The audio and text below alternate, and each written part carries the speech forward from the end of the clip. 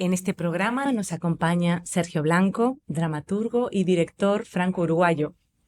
Vivió su infancia y adolescencia en Montevideo y actualmente reside en París. Realizó estudios de filología clásica y dirección teatral en la Comédie Française. Sus piezas han sido distinguidas en reiteradas oportunidades con varios premios, entre ellos el Premio Nacional de Dramaturgia de Uruguay, el Premio de Dramaturgia de la Ciudad de Montevideo, el Premio del Fondo Nacional de Teatro, el Premio Florencio al Mejor Dramaturgo, el Premio Internacional Casa de las Américas y el Premio Theatre Awards al Mejor Texto en Grecia.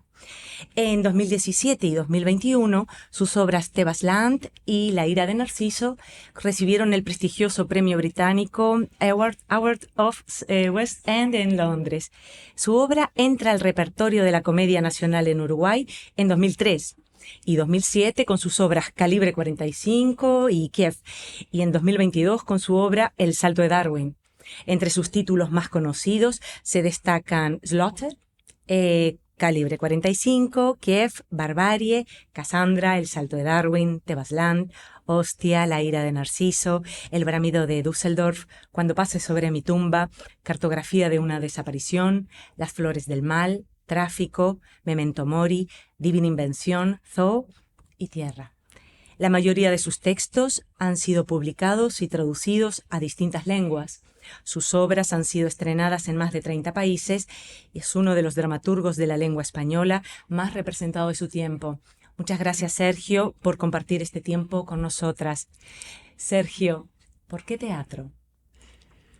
Yo creo que el teatro como una necesidad de estar menos solo. Creo que el teatro es algo que nos permite estar en comunidad y fundar comunidades permanentemente. Fundar comunidades cuando uno está ensayando, formar una comunidad cuando uno está encontrando a los espectadores, fundar una comunidad cuando uno está también girando, viajando con los espectáculos. De alguna manera el teatro nos permite la vida en comunidad o en tribu. Creo que esa es una de las razones por las cuales me interesa mucho el teatro como un espacio de creación. Y después porque creo que desde muy pequeño me seducía o me interesaba eso que propone el teatro y que propone el arte en general, que es interrumpir, al menos por un momento, el peso insoportable de lo real, ¿no? Yo creo que el arte nos permite frenar, al menos por unos segundos, la realidad, ¿no? Entrar en mundos imposibles, ensanchar horizontes o vivir experiencias más interesantes, más ricas, más poéticas que las que nos presenta la vida real. Así que yo creo que son esas las dos razones por las cuales... Te he leído en alguna ocasión que has dicho que el teatro es el espejo oscuro en donde venimos a vernos deformados. Uh-huh.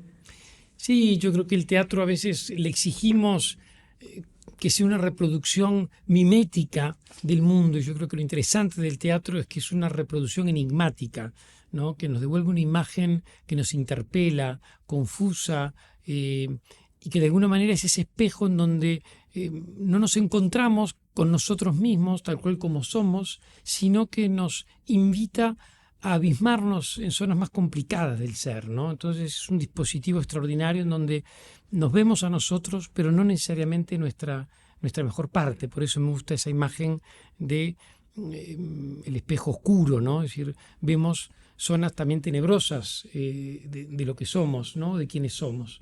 Entonces me interesa mucho esa imagen del espejo oscuro. Me voy un poco lejos. ¿Recuerdas la primera obra de teatro que viste? Sí, lo recuerdo perfectamente. Fue el Burgués Gentilhombre de Molière en la Comedia Nacional de Uruguay, una puesta en escena extraordinaria de Eduardo Esquinca, un gran director teatral en Uruguay, un gran maestro, formador de generaciones enteras. Yo tuve la dicha de ser su alumno y tengo el recuerdo perfecto del instante en que se levantó el telón en el Teatro Solís de Uruguay, que es un teatro a la italiana, hermosísimo, y tengo presente en la retina del alma el momento en que se levantó el telón y que yo sentía justamente que se abría ante mis ojos un mundo que era mucho más interesante que el mundo de la vida cotidiana, que me resultaba aburrido, tedioso, previsible, simple. De alguna manera, al levantarse ese telón, empezaba ese mundo que me resultaba absolutamente fascinante. Tengo un recuerdo perfecto de esa primera experiencia. Y sobre los comienzos, ¿cómo fueron esos comienzos, esos despertares, esos descubrimientos? Uh-huh. Bueno, inmediatamente después empezaron a venir otras obras. Yo vengo de una familia que iba mucho al teatro, vinculada a la cultura y al teatro en Uruguay. Entonces, después de esas obras vinieron inmediatamente toda una serie de obras y fui descubriendo el teatro en su aspecto escénico, pero también empecé a abordarlo en su parte más dramática, a leer los textos. Me empezó a gustar leer teatro, leer todo Esquilo, todo Shakespeare, todo Lope de Vega, leer el teatro de Lorca, leer el teatro americano, de O'Neill, de Miller, de Tennessee Williams. Me sentí inmediatamente atrapado por esa literatura híbrida que era literatura, pero que al mismo tiempo servía de base para una representación escénica. Entonces fui seducido inmediatamente por el teatro, no solamente en su zona más escénica, sino también en su parte textual, en su literatura. Ahora recuerdo haber leído que decías que cuando estabas en la barriga de tu mamá, te leía su tesis. Sí, exactamente. Sobre Edipo, sí, ¿no? Sobre Edipo Rey. Mi madre era una gran helenista, profesora de literatura, poeta, una persona con quien me unía mucho un vínculo literario, y en efecto, durante los 9 meses de embarazo ella estaba preparando su tesis, y cuando yo nací, los primeros meses de vida, ella me leía fragmentos de Edipo Rey de Sófocles en griego antiguo. Entonces yo siempre digo que la primera lengua que escuché, incluso antes del español, fue el griego antiguo. Entonces sí podemos decir que el español, el castellano es mi lengua materna. De alguna manera el griego antiguo también estuvo allí mezclándose en esos primeros sonidos, esos primeros fonemas, esas primeras palabras que escuché. Y luego tu lengua paterna es... Y luego el francés, que yo la llamo en efecto mi lengua paterna. Encantado, me gusta jugar que con yo soy esos. bilingüe también, y cuando lo he leído digo, pues mira, ya te voy a voy a compartir este término también para decir la lengua paterna es el portugués. Ajá. Fíjate tú que eso surgió escribiendo una obra, un texto mío, Tebasland, en donde el personaje en un momento escribiendo la escena surge esa idea de tener 2 lenguas, ¿no? La materna y la paterna, y me pareció bellísima esa imagen. Es una imagen hermosa. ¿Verdad? Cuando somos personas bilingües, de entender que tener 2 lenguas, que siempre hablamos de la lengua materna, y pensar la idea de que, bueno, esa segunda lengua puede ser una lengua paterna, ¿no?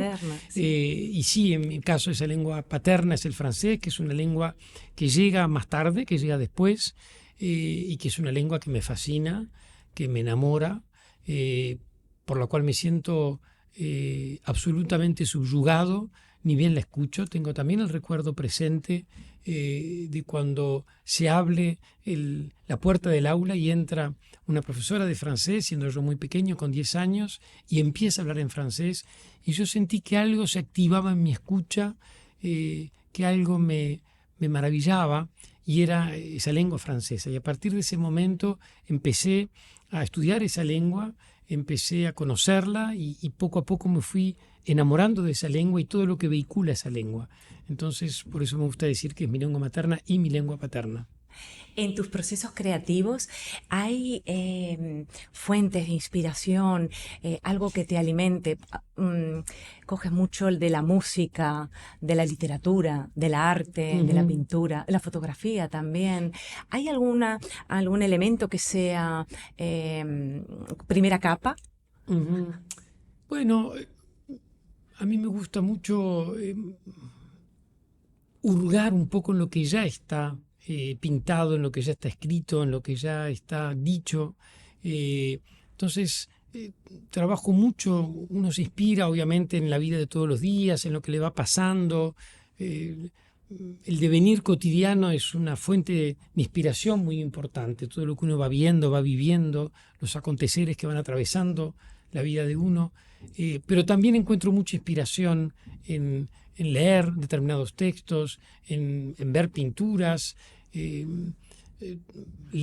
Tenemos una herencia maravillosa en la historia del arte universal, con la cual a mí me gusta mucho jugar y dialogar, ¿no?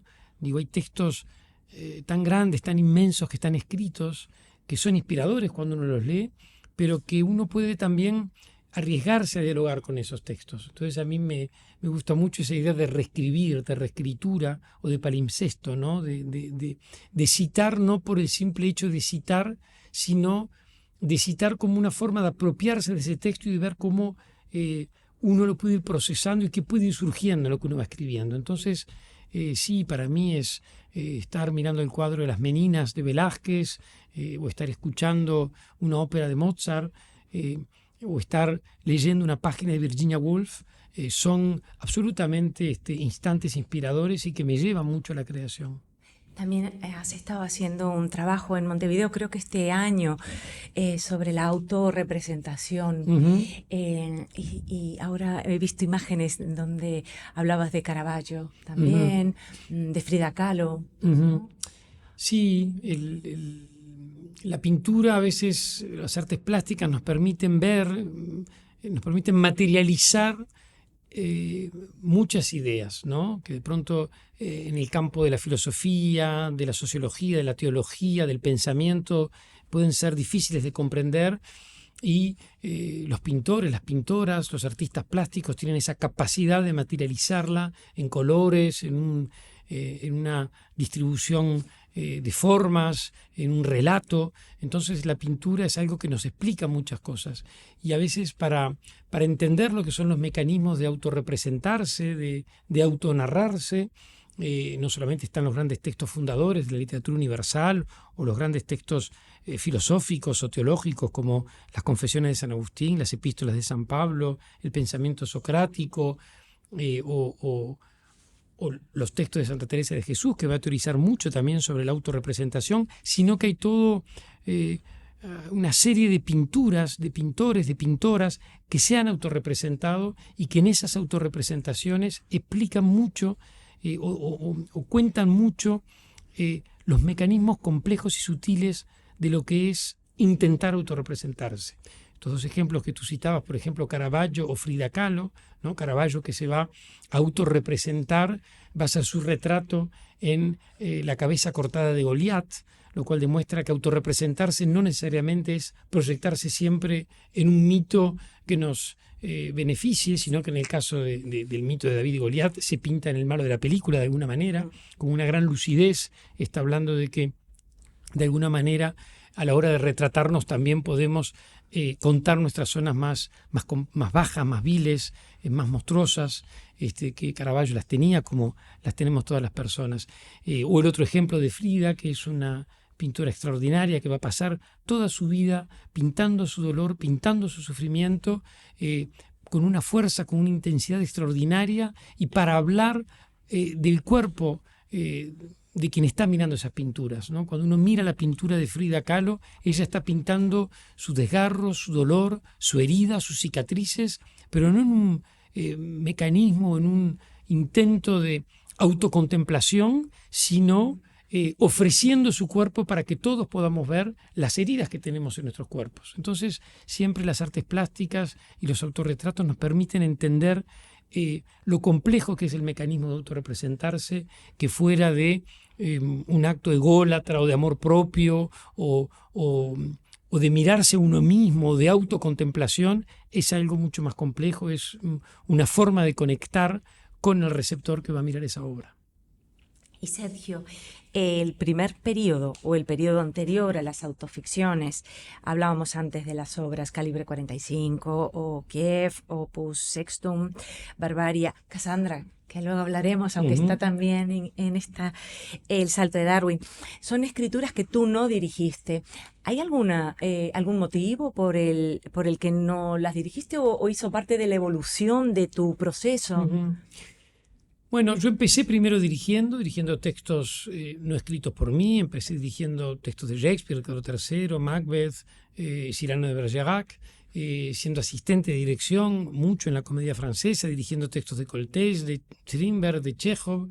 Es decir, que primero empecé como director, y luego cuando empecé a escribir y surgió más la figura del dramaturgo, esos textos no los dirigía yo, sino que los dirigían otras personas, que es la época en que yo escribí estas ficciones que tú acabas de nombrar, y que no había en mí un deseo, una voluntad de dirigirlas. Al mismo tiempo eran años en que me instalé en París, se dirigían en Montevideo, entonces en ese exilio que yo tuve de Montevideo a París era más fácil exilar el dramaturgo que el director, ¿no? La dirección exige mucho trabajo, dirigir toda una compañía, dirigir todo un equipo. Creo que eso explica que me concentré más en la escritura, y esas obras eran dirigidas por grandes directores. Tuve la dicha de tener directores enormes en Uruguay que hicieron esas primeras puestas en escenas y después se fueron dirigiendo en otros países también de América Latina y después en Europa. Después, cuando empieza el periodo de la autoficción, ahí sí empiezo yo a dirigir, a querer dirigir de vuelta, y empiezo a dirigir de nuevo mis propias escrituras. Y entonces llega Cassandra. ¿Cómo surgió esa escritura? Ahí llega Cassandra. Cassandra surge en Atenas, en un viaje mío a Atenas, en donde voy a asistir al estreno de un texto mío.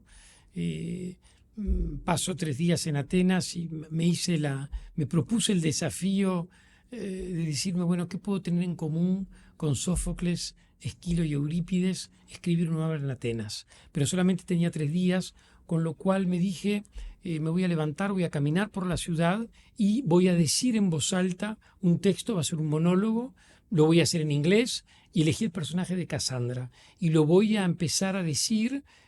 Voy a agarrar un mapa y voy a ir anotando, voy tomando notas. Mi mapa va a ser como una especie de cartografía en donde voy a tomar apuntes, en lugar donde voy a ir pasando, voy a ir anotando cosas. Y fui recorriendo durante todo un día, empecé a las 7 de la mañana hasta las 9 de la noche, fui recorriendo Atenas, tomando notas en inglés, fui diciéndome yo el personaje, y cuando llegué esa noche al hotel, todo ese mapa lo bajé de forma manuscrita, a mano, al papel, y me di cuenta que había escrito una obra que era Cassandra, que está toda escrita en un inglés macarrónico. Yo decidí que el personaje iba a ser una mujer transexual, un emigrante, una persona que venía de algún lugar donde había habido una guerra y que en ese inglés precario trataba de comunicar con el público para contar su historia. Y bueno, fue un texto que escribí y que inmediatamente, cuando lo di a leer a 3-4 personas, me dijeron, este texto lo quiero hacer. Se estrenó primero en Montevideo, interpretado por mi hermana Roxana Blanco, que es una gran actriz, una actual directora de teatro también, forma parte del elenco de la Comedia Nacional, dirigida por Gabriel Calderón, que es un gran dramaturgo, director, actor, actual director de la Comedia Nacional en Uruguay, con quien tuve durante muchos años una compañía, con quien he trabajado, he escrito obras para él. Él ha dirigido textos míos, entre ellos Cassandra, y allí Cassandra empezó a tener un recorrido extraordinario. Hoy en día hay 33 Cassandras por el mundo entero, en los 5 continentes, y a mediados de este año en el Teatro Colón de Buenos Aires se estrenó incluso una ópera que se escribió a partir de ese texto, así que es uno de los textos míos más representados. ¡Qué maravilla! En Zoo, Lino le pregunta a Sara, ¿y vos crees todo lo que Sergio dice? Y Sara dice, ¿por qué no? Y Lino responde, no lo sé, con él a veces uno se termina perdiendo entre lo que es verdadero y lo que es falso. ¿Nos puedes contar sobre el pacto de mentira? Sí, bueno, esto se escribe en una obra de teatro y es un personaje que le dice a otro de no creer todo lo que Sergio dice en el campo de la ficción, ¿no? Después yo siempre, en lo que es el espacio, mi espacio académico, lo que es mi espacio de entrevistas personales o de entrevistas periodísticas o en lo que es mi vida de todos los días, por supuesto que adhiero al pacto de verdad, si no sería un embustero, un mentiroso y hasta podría ser un psicópata de estar haciendo cosas que no son. Es decir, que ese pacto de mentira yo lo defiendo en el escenario, en donde planteo esta idea de que la autoficción es, a partir de vividos personales, crear ficciones, proyectar el yo un campo de ficción en donde todo lo que se cuenta no necesariamente es verdad.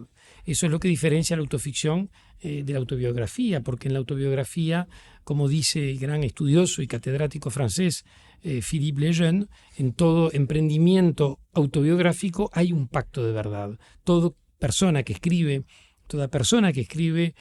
una autobiografía establece un pacto tácito con la lectora, con el lector, de que todo lo que va a contar es verdad. En la autoficción, yo propongo esta idea de lo que se establece es un pacto de mentira. Es decir, te voy a hablar de mí, pero voy a mentir a partir de mis vividos. Voy a fabular, voy a inventar, voy a deformar, ¿no? Entonces, por eso esta obra tan querida que monté hace 2 años en el Piccolo de Milán, con estos 2 actores enormes como son Lino Guanciale y Sara Putignano. Y también estaba Lorenzo Grilli, que es el actor que interpretaba a Tanzo, el gorila. Se abre con esa discusión sobre lo que está en escena, lo que está en el escenario, lo que está contando Sergio Blanco es verdad o es mentira, y todas mis obras en un momento u otro cuestionan el estatus de que lo que está allí no necesariamente es verdadero, sino que puede ser falso, ¿no? Y en ese sentido, la autoficción invita a reflexionar sobre la frontera entre qué es verdad, qué es mentira. Increíblemente hay cosas que pueden ser verdad y mentira a la vez, ¿no? El teatro es un dispositivo que permite juntar en un mismo soporte verdad y mentira. Cuando vemos a un actor interpretar a Hamlet, bueno, es Hamlet, es el actor quien es que está hablando, ¿no? Entonces es en ese sentido que eso se abre con ese diálogo, ¿no? Y así entré de sopetón en un ensayo tuyo, el de autoficción, una ingeniería del yo, punto de vista editores, 2018, ¿no?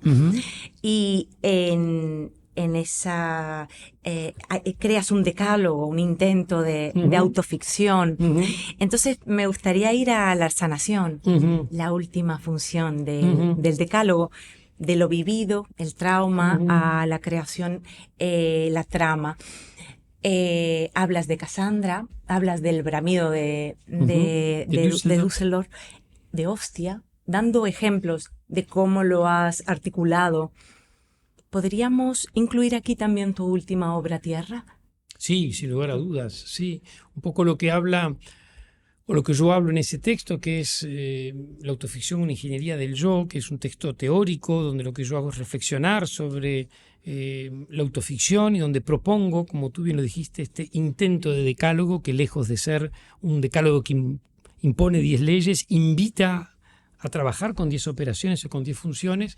Entre esas 10 funciones aparece esta, que es la de la sanación, que invita a inscribirse en un movimiento en el cual, por medio de la autoficción, podemos sanar algunas heridas, ¿no? Cuando hay vividos dolorosos, poner palabras en ese dolor ayuda a sanar. La palabra tiene un efecto absolutamente sanador, casi que chamánico. La palabra puede sanar, la palabra puede curar. Y la autoficción trabaja mucho, tiene mucha fe en esa palabra que puede sanar.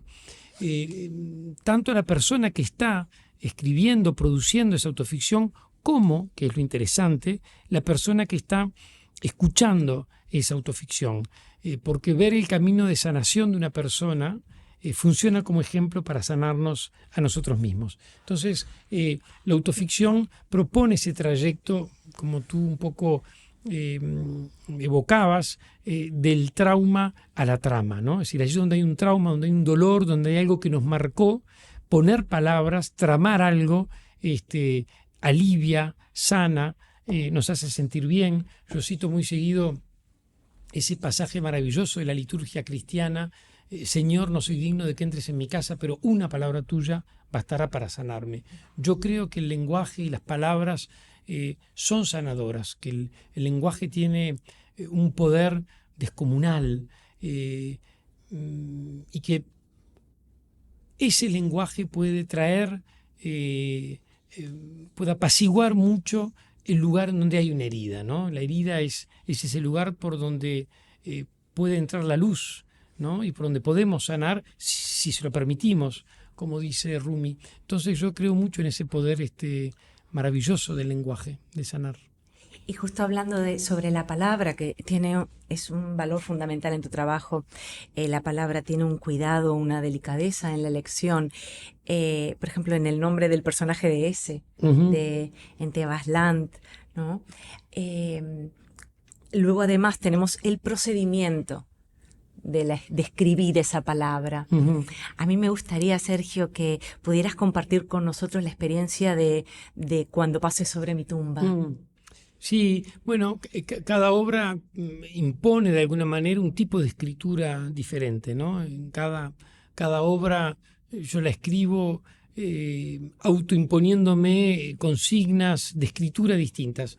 Y en el caso de Cuando pase sobre mi tumba es bastante particular porque fue un texto que yo escribí a mano y con sangre de toro que me mandaron en polvo a París y que durante 2 meses yo diluía todas las mañanas.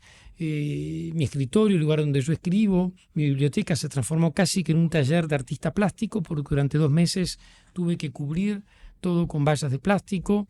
Era un procedimiento muy complejo porque tenía que empezar de mañana muy temprano, a las 3:30, 4 de la mañana, preparar la sangre en polvo para poder diluirla, y dejaba de escribir cuando amanecía porque la luz seca y la sangre, y es muy complicado después que la sangre pueda fluir. Sí. Y allí con una pluma y con esa sangre fui escribiendo a mano en 5 cuadernos ese texto que se llama Cuando pase sobre mi tumba, en unos cuadernos especiales que me mandé traer de Florencia, de la casa que abastecía de papel a la familia de los Medici. Sentí que tenía que ser una escritura absolutamente ritual y que tenía que casi que ceremonial, y que tenía que escribir la mano esa obra, ¿no? Que era recuperar una escritura caligráfica que lleva a un tiempo particular, ¿no? Cuando uno escribe a mano, el tiempo de escritura es otro, ¿no? No escribe en la velocidad de un teclado, no escribe en la velocidad de un bolígrafo, sino que hay todo un procedimiento de preparar la pluma, de escribir. Te diría que cada palabra tiene que ser dibujada. Entonces uno empieza a trabajar de forma distinta, empieza a pensar de forma distinta, uno va escribiendo ya no tanto por frases o por párrafos, sino que por palabra. Cada palabra tiene que ser dibujada. Y eso lleva un tiempo de escritura, y esta obra que es tan particular, donde habla de la erótica de la muerte, del deseo de la muerte, en su aspecto más bello, en el sentido de esa cita que vamos a tener finalmente todos en un momento u otro con la muerte, sentí que tenía que hacerlo de esa forma, y fue una experiencia muy interesante y muy enriquecedora para mí. Es que relacioné esa pregunta con la S, porque en alguna entrevista comentabas la forma de la S, Uh-huh. ¿no? Sí. Que para ti era hermosa, y me imaginaba cuando dibujabas Uh-huh. cada palabra en esa obra, Uh-huh. cómo habría sido la experiencia. Claro, yo digo que es una obra que de alguna manera desde el momento que es caligrafía, es dibujada, es pintada, es una obra que casi que yo tengo pintada, dibujada. Fui más artista plástico que dramaturgo escribiendo esa obra, porque tenía que organizar la hoja, me entretenía disfrutando cómo iban surgiendo algunas palabras. Entonces fue absolutamente artesanal, manual, orgánico. Cuando terminaba mis sesiones de escritura, mis manos quedaban absolutamente manchadas de sangre, y todo eso llevó, todo ese rito llevó a un tipo de escritura particular. Y bueno, la S, ese personaje en Tebas Land se llama S. como un homenaje, como una guiñada a Kafka, ¿verdad? Que de alguna manera es uno de los grandes representantes de la autoficción en el siglo XX, que inventa esa fórmula extraordinaria de autodesignarse con la primera letra de su apellido y con un punto, ¿no? De tal forma que en esa K punto podemos vernos reflejados todas y todos, y un poco en Tebas Land el personaje decide llamarse a sí mismo ese punto en homenaje un poco a Kafka. Me voy al yo. Uh-huh. Sobre el mito de Narciso expresaste que nos enseña que en uno mismo viven no solo varios yoes, sino también ese otro que no soy yo. Uh-huh. Ese encontrar al otro que no soy yo, ese buscar a los demás, ¿es un deseo de un nosotros? Sí, absolutamente, absolutamente. Y en ese sentido, la autoficción, contrariamente a lo que se cree, que se le acusa de un yoísmo, de un encierro ególatra, es todo lo opuesto, ¿no? Es un yo que se está dirigiendo a un tú o un vos en la búsqueda de una comunidad, y que está buscando insertar su palabra en una comunidad, en esa imagen que yo he repetido tantas veces de que no somos islas, sino que somos un archipiélago. En ese sentido, la autoficción es heredera del humanismo, es heredera del Renacimiento, en el sentido de lo que dice John Donne en la Meditación 17, ¿no? No somos islas, sino que somos un archipiélago, estamos unidos a la humanidad. Por eso nunca preguntes por quién doblan las campanas, están doblando por ti. Es decir, muere un ser y muere toda la humanidad en ese ser, ¿no? Es decir, cada persona contiene la humanidad. Entonces, hablar de uno es hablar también de la humanidad. Y sin lugar a dudas, en ese juego de pronombres del yo, el tú, el él, el nosotros, el ellos, el nosotros, la autoficción está hablando de un nosotros. No es un yo que se encierra en su autocontemplación, sino que es un yo que está buscando a los demás y que se está preguntando no tanto quién soy, sino quiénes somos. Porque además albergamos muchos yoes, porque no somos un solo yo, porque estamos construidos por una multiplicación de hogares, somos muchos, somos múltiples, somos hasta opuestos, en nosotros mismos se libran batallas, podemos hasta estar en contradicción con nosotros mismos. Yo creo que no se le puede exigir coherencia a una persona, podemos absolutamente autocontradecirnos, ¿no? Y me parece que eso es hermoso, que somos un mosaico, un rompecabezas en donde las piezas no necesariamente encajan las unas en las otras. Y me parece que eso hace la riqueza del ser humano, ¿no? Que tenemos muchos yoes adentro. Y me gustó mucho, me pareció muy bella la imagen de ese Narciso mirando, no buscándose a él, buscando al otro, que lo comentabas, ¿no? Y así se entiende perfectamente, yo creo, sí, ¿no? Sí. Bueno, porque el mito de Narciso, yo también esto lo he dicho muchas veces, es la versión de Pausanias es hermosa, no es la que hemos retenido otra versión, pero existe esa versión de Pausanias que nos dice que Narciso habría tenido una hermana gemela muerta que le matan las ninfas. Por lo tanto, cada vez que él va a verse al agua, lo que está buscando en su reflejo es el rostro de su hermana gemela muerta, que se le parecía mucho. Y esto cambia absolutamente el mito y nos hace entender que en el acto del Narciso, que en el mito de Narciso es un ser buscando esa otra parte que no está más, que perdió, incluso buscando su parte femenina, ¿no? Porque era una hermana mujer. Entonces, el mito de Narciso, contrariamente a lo que se piensa, no es un encierro en sí mismo, sino que es en mi propia imagen, estoy buscando la alteridad, ¿no? La otredad. Ahora que hablas de una hermana, pero muy viva, sí. ¿Cómo fue Ostia? Bueno, Ostia fue yo tengo dos hermanas, Sandra, que es mi hermana mayor, Roxana, sí, que es la hermana del medio, y luego yo soy el más pequeño, y en Ostia es esta obra en donde Roxana y yo contamos nuestra historia. Es una obra que está dedicada a nuestra otra hermana, Sandra, y es una obra que yo escribí para hacer nosotros. Se llama Ostia porque es el nombre de este puerto. Existe en las ruinas de Ostia hoy en día, cerca de Roma, que fue un puerto importantísimo en el Mediterráneo, y fue un lugar que va a marcar toda la historia de la cultura mediterránea y europea, porque fue el primer lugar a donde llega Eneas, va a ser un puerto fundamental durante el Imperio Romano, pero también en el Barroco va a pasar por allí San Agustín. De hecho, su madre, Santa Mónica, muere allí en Ostia, y él va a citar en las Confesiones un pasaje hermoso que sucede allí en Ostia. Es también la ciudad en donde el Barroco se tomaron los mármoles para construir la maravilla de la Roma barroca. Va a ser el lugar en donde Mussolini va a experimentar las primeras viviendas proletarias, va a ser la playa en donde van a matar a Pasolini. Es un lugar que está muy cargado, y en ese texto, en esa autoficción, lo que yo hago es contar la historia de Ostia desde su fundación Eneas hasta hoy en día, al mismo tiempo que junto con Roxana, cada uno en su escritorio, vamos contando la historia de nuestra infancia, la historia de nuestra vida, y vamos tratando de recuperar los momentos vividos en nuestra infancia, en nuestra adolescencia, en nuestra juventud. Entonces es un dispositivo de lectura muy interesante.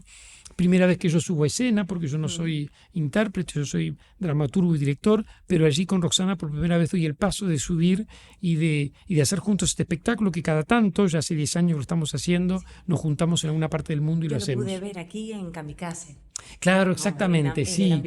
Exactamente, sí, exactamente, lo hicimos allí. Es una obra que a mí me encanta, y me gusta mucho hacerlo con Roxana, donde se vuelve complejo, es como una especie de juego de cajas chinas, ¿no? Es una especie de mise en abîme, como dicen los franceses, porque somos Roxana y yo haciendo de Roxana y yo, ¿no? Entonces somos nosotros haciendo de nosotros en esa autoficción, en donde también se va mezclando lo verdadero y lo falso, y de hecho el hermano y la hermana están discutiendo todo el tiempo de qué es verdad y qué es mentira. Que lo hagan otros. No, eso también era la acotación muy interesante. Sí, la acotación impide que otras personas puedan hacerlo, incluso después de de Muertos Nosotros. Yo puedo simplemente decidir hasta 50 años después, a partir de los 50 años ya la propiedad intelectual pasa a dominio público, porque es una obra que yo lo presento como una instalación orgánica que nos va acompañando en la vida con Roxana, va envejeciendo con nosotros, y me gusta esta idea de que es una obra que se puede hacer en la medida que nuestros cuerpos estén juntos, en escenario, en escena, y bueno, que el día que nosotros no estemos más, esa obra ya no se puede hacer más. Lo ensayasteis por Skype. Sí, empezamos mucho antes de la pandemia y de Zoom, empezamos por Skype, yo escribí la obra, se la envié a Roxana, le pedí que la corrigiera, que ella retirara todo lo que quisiera retirar, porque cuando uno trabaja en la autoficción uno es libre de especular con uno mismo, pero cuando uno involucra a las demás personas, como un padre, una hermana, una madre, un amigo, un colega, un amante, una pareja, hay que ser muy cuidadoso, porque uno es libre de especular con uno, pero hay que cuidar a las personas. Siempre primero la vida, primero las personas, primero cuidarnos entre nosotros, entre nosotras. Entonces lo primero que hice fue decirle: tú aquí puedes cambiar lo que quieras. Roxana no cambió nada, tengo el recuerdo de 2 o 3 palabras que me propuso cambiarlas, modificarlas, pero por una cuestión de belleza poética, literaria. Desde el primer momento ella dijo: para mí esto es una ficción, del momento que está escrito, del momento que está en una página, esto es ficción, y así lo tomo yo. Y cuando me siento a leer el personaje de la hermana, me siento absolutamente en un sistema ficcional. Todo lo que está en un escenario automáticamente pasa a ser una ficción. Entonces lo leyó, lo empezamos a leer en Skype, y luego nos encontramos y por supuesto que la ensayamos también durante varios días, y después la estrenamos. Sergio, hablábamos de las acotaciones. Estaba pensando ahora en la música. Tienes un escenario muy variado de músicas, desde Chopin, Schubert, pero también Ajá, por ejemplo, ¿no? O no sé si Cranberries. Sí. Todo esto también es una acotación que lo marcas para futuros montajes que alguien lo... ¿Sí? Bueno, las elijo yo cuando estoy haciendo el proceso de puesta en escena. Me gusta mucho trabajar con música en escena. Generalmente mis intérpretes cantan en escena, tocan instrumentos, tocan guitarras, bajos, las canciones se cantan. Y después queda escrito en la obra como una propuesta. Todo lo que uno escribe en el teatro es siempre una invitación, una propuesta, nunca una imposición. De hecho, muchas veces, muchas de mis autoficciones que se hacen no necesariamente reproducen esas músicas o esos temas. Pero en todo caso, a mí sí me gusta mucho la música y jugar con esos registros, ¿no? De la música culta, pero también la música pop, pero también la música melódica. Hay obras como La ira de Narciso, en donde de pronto se mezcla Bach con una canción de Camilo VI, con un tema de David Bowie. Hay Julio Iglesias también. Julio Iglesias en Tierra, por ejemplo. En efecto, Tierra es el mundo de Chopin, pero también es el mundo de Julio Iglesias, pero también es el mundo de Billie Eilish. Es decir, la mezcla de esos 3 registros, te diré que aparece casi siempre en mis obras, o en Tebas Land, que aparece Mozart, pero también aparece Roberto Carlos Amadamante, pero también aparece U2. Y de alguna manera es esos 3 registros de música, entender que los 3 son maravillosos, ¿no? Y que es tan emocionante escuchar una sinfonía de Mozart, un concierto de Mozart, como escuchar una guitarra de U2, como escuchar a Roberto Carlos cantando Amadamante, ¿no? Y que a veces establecemos jerarquías y a mi entender son absolutamente injustas, ¿no? La música, si bien tiene estilos y zonas distintas y territorios distintos, cuando es de buena calidad, sea cual sea el género, siempre lleva a estados emocionales que no lleva ningún otro arte, a mi entender. Como director, ¿cómo te relacionas con el equipo artístico? La esencia, a mi entender, de la dirección es justamente relacionarse de forma maravillosa con todos los equipos. Generalmente mis equipos son entre 20 y 30 personas que trabajan, entre los equipos de producción, los intérpretes, los equipos de diseñadores, los respectivos asistentes, los colaboradores, los dramaturgistas que están trabajando. Entonces tiene que ser un lugar en donde tiene que existir una muy buena relación, una confianza, un funcionamiento que en mi perspectiva no tiene que ser nunca piramidal, no tiene que ser nunca de una jerarquía, sino de una organización, te diría casi que rizomática, hablando en términos deleuzianos, en el sentido de que es una organización donde todas y todos tenemos roles distintos que vamos cruzando, que vamos entrelazando, y para eso es necesario trabajar en un muy buen clima, en un clima de confianza, en un clima en donde estamos compartiendo esa creación entre todas las partes, ¿no? Y donde el aporte de todo el mundo es fundamental. El único trabajo que tiene el director o la directora es que por una cuestión de carisma a veces logra hacer dialogar esas partes o que se entiendan o que se encuentren, pero yo creo que el trabajo del director, de la directora es ensamblar todo ese trabajo. El teatro tiene algo maravilloso y es un lugar en donde la producción de sentido es absolutamente colectiva. Si no, no sucede el teatro. Nunca es la idea de una persona, ni de dos, ni de tres. Tampoco es esa imagen que me resulta obsoleta, decimonónica y bastante fascistoide de un autor que tiene una idea genial, de un director que viene a interpretar esa idea, que convoca a su equipo de diseñadores y que le explica a los actores o que propone cómo hacer. Parece que esa forma de concebir el teatro, al menos en mí, no funciona y en mis equipos tampoco.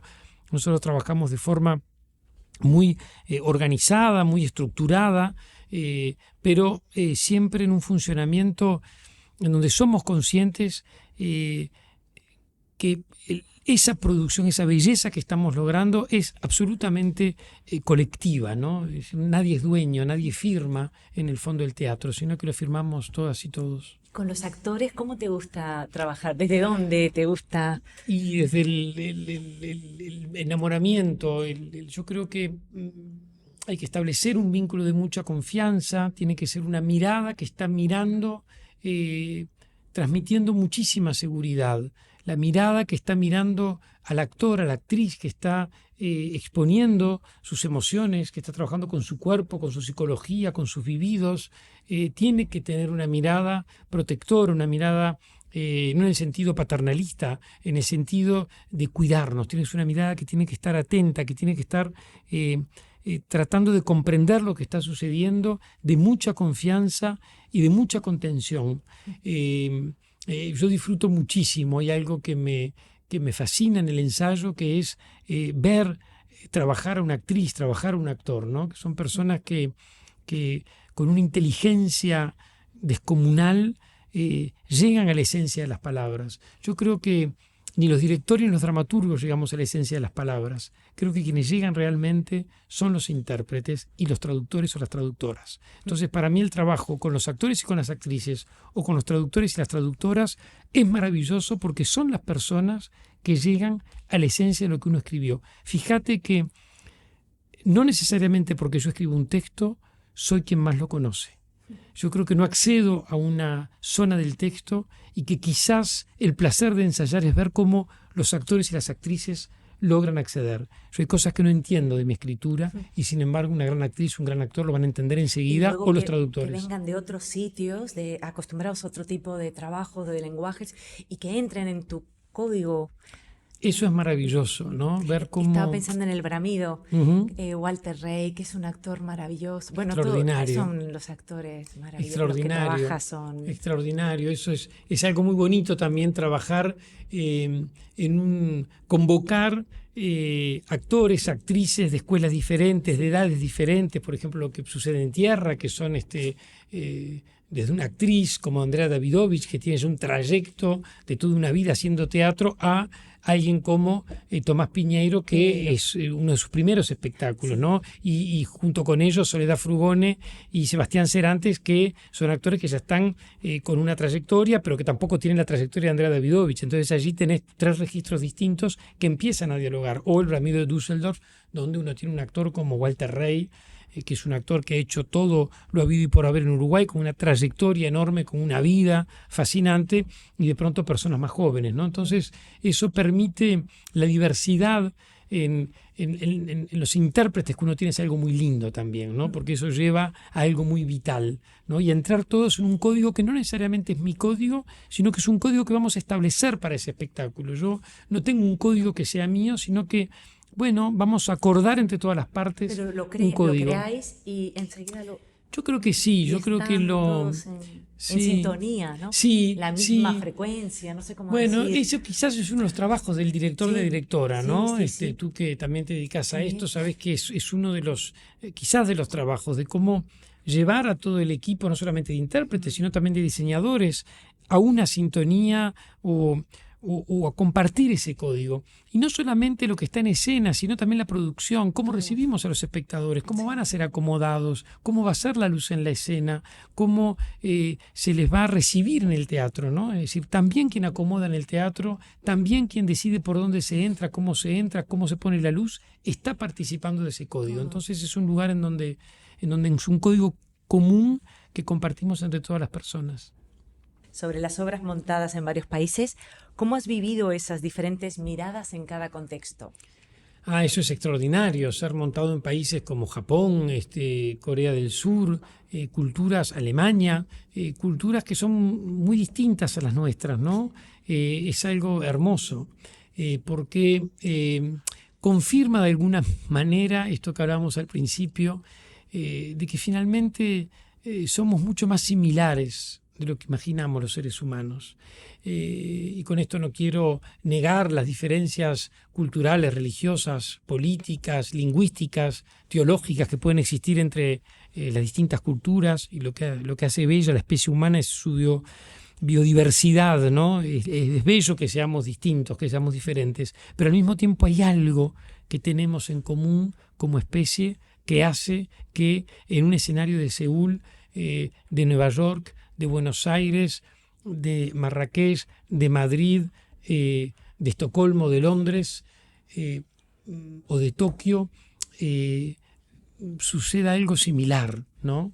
Y que podamos emocionarnos en los mismos momentos y que esas historias puedan, en lenguas distintas, de forma distinta, de manera distinta, en países distintos, unirnos. Hay algo, la experiencia me ha demostrado eso, ¿no? Estos últimos años, el hecho de viajar en los 5 continentes y ver distintas maneras de dirigir una misma obra en distintos públicos, que hay algo común en los seres humanos, ¿no? que nos hermana, y eso me parece algo que es hermoso. Me gustaría acabar con algo que escribiste en Tierra, Punto de Vista Editores 2024. Uh-huh. En uno de nuestros tantos viajes a Grecia, una vez mientras subíamos una colina para visitar un monasterio, conversábamos con mamá acerca de la presencia de la vida privada del autor en su obra. En un momento, mamá me citó una frase maravillosa de Flaubert: el artista no debe aparecer en su obra más de lo que Dios aparece en la naturaleza. Subimos la colina durante horas hasta que en un momento me di cuenta de que nos habíamos equivocado de camino. Lo que yo pensaba que a lo lejos era la iglesia y un campanario, en realidad era un ciprés. Fue culpa mía, mamá, me equivoqué de camino, le dije. No importa, me respondió ella, es un ciprés hermoso. Mil gracias, Sergio. Es un placer tenerte aquí y compartir este espacio de encuentro, por disfrutarte muchas veces. Muchas gracias. Gracias a ti. Nos vemos la semana que viene. Eso no es, mientras tanto, vayan al teatro.